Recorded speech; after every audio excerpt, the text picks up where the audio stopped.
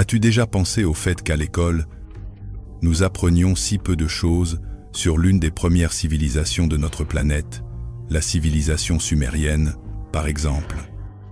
Savais-tu qu'ils avaient créé un calendrier fondé sur les cycles lunaires? Et la roue, pour le ver et le voilier. Ils furent la première société à utiliser des canaux, à réaliser des cartes de leur ville et de leur terre, à employer du maquillage et des bijoux bien avant les Égyptiens, et même à créer de la bière avec plus de 500 recettes différentes. On croit qu'ils parlèrent la première langue au sens général du terme, surtout qu'ils laissèrent les premières traces écrites de l'époque dont nous parlons. C'était une civilisation extrêmement avancée. Alors, pourquoi ne parlons-nous pas davantage d'eux? Nous osons affirmer que, si nous connaissions vraiment et profondément notre histoire, nous serions extrêmement bien préparés pour ce qui nous attend. Malgré tout cela, jusqu'à aujourd'hui, le débat éternel entre historiens et archéologues continue au sujet de la première civilisation apparue sur notre planète et de nos véritables origines. La civilisation humaine a-t-elle été créée par des dieux appelés les Anunnaki? Aujourd'hui, nous allons tenter de le découvrir ensemble dans ce nouvel épisode de Écho du mystère. Bienvenue.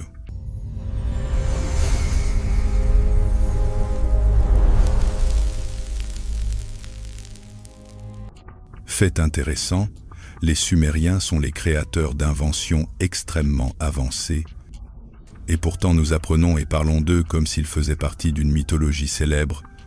Or, si nous prêtions suffisamment attention à leur histoire écrite, nous découvririons une version complètement différente de nos origines.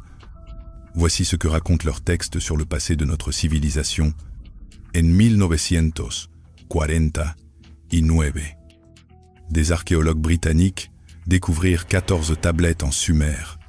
Aujourd'hui, elles sont considérées comme les documents les plus anciens de l'histoire, datant du 24e siècle avant Jésus-Christ. Il est vrai que ce qu'elles rapportent ressemble beaucoup à d'autres civilisations que nous connaissons, mais le moment le plus intéressant est celui où elles mentionnent le « Père de tout commencement », ou plutôt une sorte d'être suprême souverain. Elles racontent qu'au commencement existait Adam, Ève et le Jardin d'Éden. Ces récits, qu'ils soient polythéistes ou non, expliquent dans les 2 premières tablettes qui étaient ces êtres et d'où ils venaient. Puis, de la 3e à la 6e journée de la création. Le texte poursuit en décrivant comment la race humaine fut manipulée génétiquement par ces êtres et comment son évolution ne dépendait pas du simple hasard. Selon les Sumériens eux-mêmes, toute la technologie et tout le développement dont ils disposaient provenaient de ces créatures. Avant les dieux grecs et égyptiens, il y avait ceux que les Sumériens adoraient en Mésopotamie. Leur nom vient d'An, le dieu suprême qui gouvernait tous les autres dieux. Ceux-ci étaient des divinités célestes et, selon les mythes babyloniens, il existait 300 Anunnaki gardiens des cieux et 300 autres gardiens des enfers. Selon les textes anciens, il y a 445,000 ans. Les dieux ou créateurs voyageurs seraient venus sur Terre. À cette époque, il n'y avait que des animaux sauvages et une version très ancienne des premiers humains. Anunnaki se traduit également par ceux qui sont venus du ciel sur la Terre. Ils vivaient sur une planète lointaine, Nibiru, qui orbite dans notre système solaire tous les 3600 ans. Ils la décrivent comme un lieu dont le diamètre dépasserait largement celui de la Terre, riche en oxyde de fer, ce qui lui donnerait une couleur rougeâtre. Nibiru serait un géant gazeux, un monde de plasma, qui aurait autrefois ressemblé à la Terre vert et magnifique, mais que l'activité irrationnelle de ses habitants aurait progressivement transformé en une sphère brûlante. Sun, Nom. To traduit signifie point d'intersection, quelque chose comme une porte. On suppose qu'il s'agirait d'un astéroïde artificiel, utilisés comme vaisseaux et probablement creusés de l'intérieur, à la manière d'une comète ou d'un astéroïde. Selon les tablettes, l'atmosphère de Nibiru commença à se détériorer et ne fut plus adaptée à la vie. Pour la restaurer, ils avaient besoin d'une ressource très précieuse, l'or. Quelques faits intéressants existent à ce sujet. Il a été démontré, par exemple, que des nanoparticules d'or peuvent réparer et restaurer la couche d'ozone, agissant pratiquement comme un bouclier contre les radiations, ce qui explique pourquoi la NASA utilise de la feuille d'or dans ses stations spatiales. En 2008, dans une grotte du désert irakien, un tombeau intact fut découvert, digne d'un véritable roi, rempli de toutes sortes de trésors en or. Au centre se trouvait un sarcophage de pierre noire, gravé d'inscriptions sumériennes.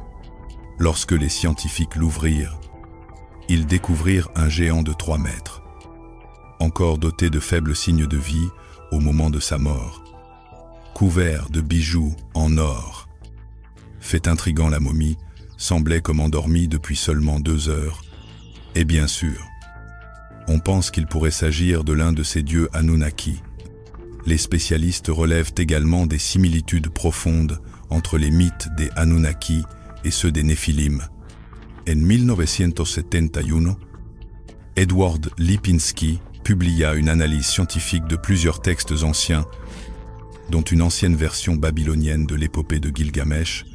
Tous contiennent des détails importants révélant l'emplacement réel du sanctuaire des Anunnaki dans le sens de la pensée et de la cosmologie orientales antiques.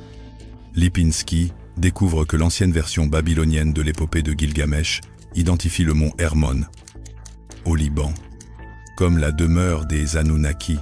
Il souligne les lignes 12 à 20 et 1 de la version babylonienne ancienne qui relate la destruction d'Umbaba, le gardien de la proclamation des dieux, après que Gilgamesh et son compagnon, Enkidu, eurent pénétré dans la forêt et ouvert le sanctuaire sacré et la demeure des Anunnaki. Dans les mythologies ultérieures, bien sûr, différentes localisations sont attribuées au foyer des Anunnaki. Lipinski explique que les textes les plus anciens de Mésopotamie et du Proche-Orient cananéen désignent la forêt de cèdres du mont Hermon. Des traces d'une culture encore plus ancienne mentionnent la montagne comme la demeure des dieux, dont l'accès était dissimulé par la forêt de cèdres, gardée par Umbaba, la montagne, à son avis, et se trouvait alors au Liban, sur le mont Hermon, Ainsi. La partie sud de l'Anti-Liban est probablement la montagne où vivaient les Anunnaki, selon l'ancienne version babylonienne de l'épopée de Gilgamesh. Le mont Hermon était donc supposé être la demeure des dieux. Lipinski souligne également que cette montagne était très importante. Il s'agit d'une montagne cosmique reliant le ciel et la terre.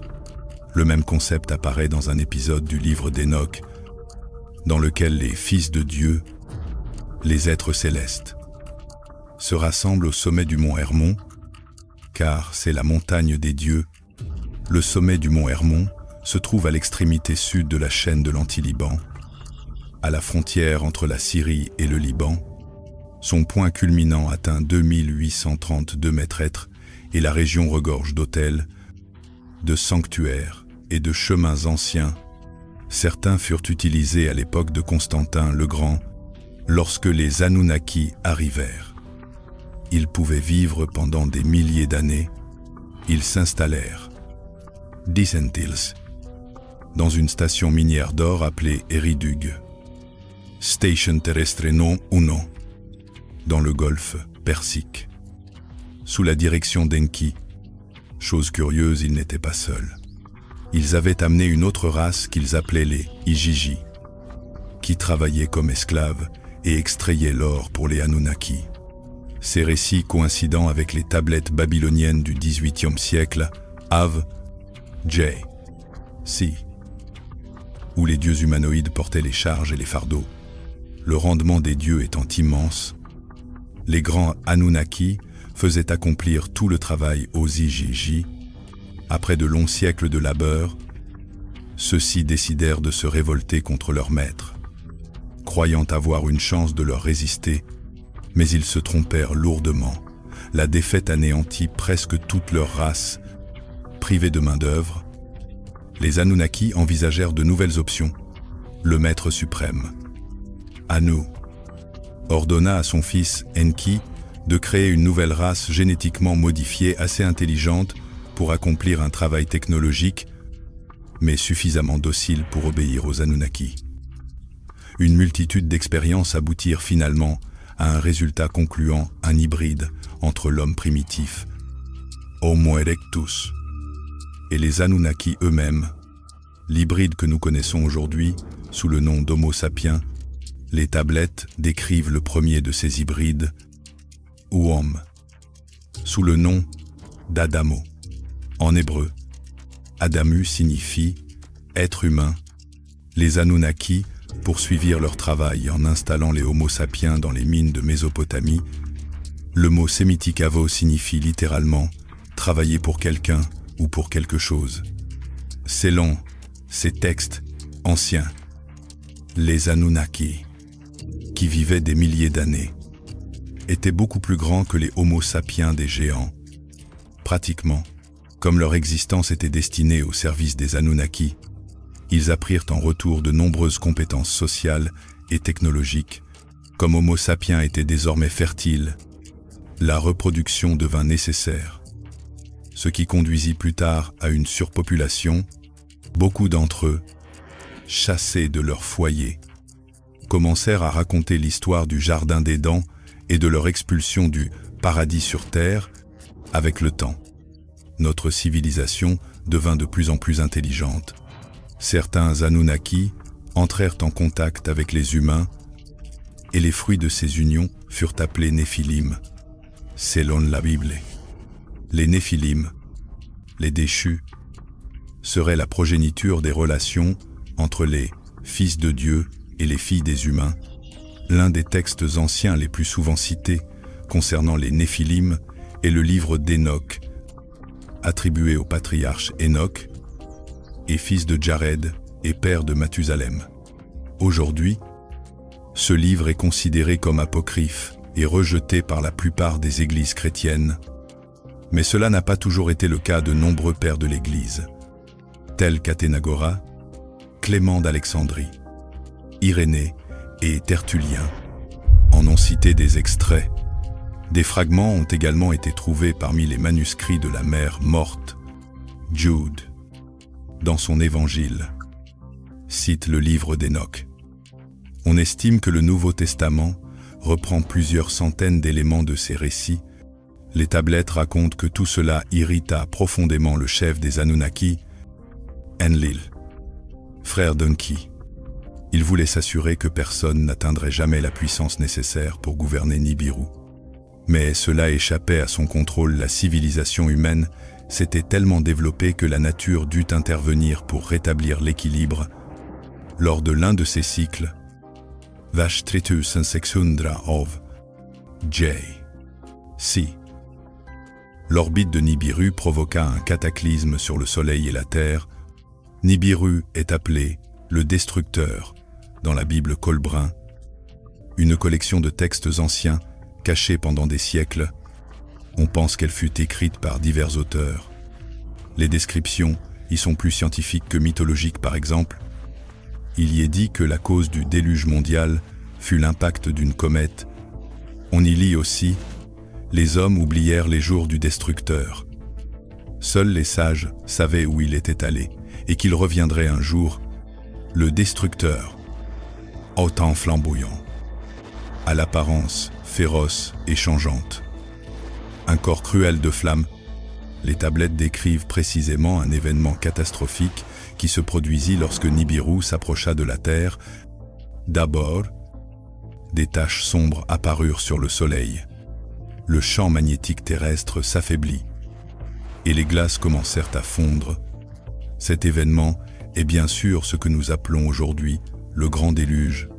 Des jours avant le déluge, la Terre souffrait comme si elle agonisait. Des nuits avant la catastrophe, Nibiru brillait dans le ciel comme une étoile éclatante. Apartment. Le souverain connaissait ce cycle et savait ce qui arriverait. C'est pourquoi il quitta la terre, voyant une occasion d'effacer les indignes, selon lui. Mais beaucoup d'Anunnaki décidèrent de rester auprès des humains et observèrent le déluge depuis leur navire céleste, comme il les décrivait, en orbite autour de la Terre. Pendant ce temps, les grands glaciers du pôle sud fondirent et s'effondrèrent dans l'océan, provoquant d'innombrables tsunamis depuis le nord jusqu'aux mines d'or en Afrique. Le déluge continua jusqu'à atteindre la Cité des Dieux, l'un des premiers lieux de résidence des Anunnaki, aujourd'hui probablement situé au fond du golfe Persique. Voyant le cataclysme, Enki s'inquiéta pour les créatures qu'ils avaient créées et ordonna à ses élus de construire des bateaux pour survivre au déluge. L'un de ces élus, qui mènera l'humanité vers une nouvelle ère, comme vous l'aurez deviné, est Noé et sa famille. La grande tempête et ses pluies torrentielles commencèrent. Les vagues étaient déchaînées et ne cessèrent pendant 7 jours, avant de se calmer. Mais les pluies durèrent encore 40 jours et 40 nuits. L'histoire du grand déluge est consignée dans presque chaque civilisation de notre planète. Après le déluge, les tablettes racontent comment les Anunnaki construisirent leurs édifices en accord parfait avec la position des étoiles. Lorsque les Anunnaki quittèrent la Terre, leur héritage fut littéralement dispersé partout sur la planète en Mésopotamie, en Inde et en Amérique du Sud. Leur dernier cadeau à l'humanité fut, bien sûr, la civilisation sumérienne, Selon Zechariah Sitchin. L'exode massif des Anunnaki eut lieu il y a environ 6000 ans. Avant de partir, ils décidèrent de donner à l'humanité une impulsion finale, ce qui expliquerait en partie l'émergence soudaine de la civilisation sumérienne extrêmement intelligente, cultivée et érudite pour son époque, comme si elle était apparue de nulle part. Mais venait-elle vraiment de nulle part? Les Anunnaki enseignèrent leur mode de vie aux Sumériens et créèrent des dynasties royales. Le roi agissait comme leur messager sur terre et avait pour tâche de gouverner son peuple. Cette lignée choisie fut renforcée par les gènes des Anunnaki. Les rois furent formés en médecine, en mathématiques, en astronomie et en technologie. Cette théorie fut accueillie avec scepticisme par la communauté scientifique. Pour l'appuyer, Sitchin s'appuie sur plusieurs manuscrits anciens et diverses découvertes. L'épopée babylonienne de la création, Enuma Elish, raconte la formation de notre système solaire. Selon elle, la Terre n'existait pas encore lorsqu'une planète errante, appelée Nibiru, et fut capturée par le champ gravitationnel du Soleil, puis entra en collision avec Tiamat, une planète autrefois située entre Mars et Jupiter. On trouve également de nombreux artefacts d'origine supposée extraterrestre, tels que les batteries de Bagdad ou l'oiseau de Saqqara. Selon Sitchin, ces objets proviennent d'une civilisation très ancienne et très avancée. Nous disposons aussi de preuves du traitement de l'or par les Anunnaki, découverte sur le mont Horeb par Flinders Petrie en 1889. Des fouilles dans l'ancienne ville mésopotamienne de Ninive ont révélé 400 tablettes d'argile intactes provenant de la bibliothèque d'Ashurbanipal. Elles décrivent en détail les activités des Anunnaki. On y trouve la localisation de leur laboratoire génétique en Afrique centrale et orientale. Fait étonnant, la situation de ces laboratoires et leur période d'activité concordent précisément avec les théories modernes concernant l'origine des premiers humains modernes. Encore plus saisissant dans ces régions, on a effectivement découvert des mines d'or vieilles de plus de 100 000 ans. L'une des tablettes représente le système solaire exactement comme nous le connaissons aujourd'hui. Comment est-il possible qu'ils aient eu connaissance d'objets aussi éloignés, alors même qu'ils venaient tout juste de découvrir l'agriculture ou la roue? Cette tablette date de 5000 ans, avant que nous comprenions que les planètes gravitent autour du Soleil. Et en parlant du premier télescope, nous savons qu'en 1608, le fabricant de lunettes Hans Lippershey, demanda le premier brevet pour un instrument permettant de voir au loin, bien qu'il ne soit être pas le premier à avoir construit un tel instrument. Il est considéré comme l'inventeur du télescope, car il fut le premier à en demander le brevet. L'appareil de Lippershey, ainsi que ceux d'autres inventeurs, comme Jacob Metius, ne pouvaient grossir les objets qu'environ 3 fois. Il fallut les efforts du célèbre scientifique italien Galileo Galilei pour construire un meilleur télescope et l'utiliser pour étudier les étoiles. Galilée entendit parler du nouveau dispositif en 1609 et, sans l'avoir vu, créa sa propre version. Alors, comment? Sans aucun moyen technique, les anciens Sumériens connaissaient-ils avec précision la disposition du système solaire et des étoiles? Les Anunnaki transmirent leur savoir aux Sumériens et créèrent des monarques. Les rois régnaient comme leurs représentants sur terre et étaient respectés. On pense que les lignées royales étaient génétiquement modifiées par les Anunnaki. Et certains pensent que c'est précisément grâce à ces lignées choisies qu'ils réussirent à contrôler l'humanité pendant des millénaires. D'autres affirment que lorsque la planète Nibiru approchera à nouveau de la Terre, les Anunnaki reviendront pour poursuivre leur règne. Cela expliquerait assez bien les secrets soigneusement gardés entourant toute l'histoire de la civilisation sumérienne. La civilisation humaine a-t-elle réellement été créée par les dieux? Anunnaki, dites-le nous dans les commentaires. Ci-dessous, nous nous inclinons devant vous et vous remercions d'avoir regardé cet épisode d'Écho du mystère. Gardez l'esprit ouvert et à très bientôt.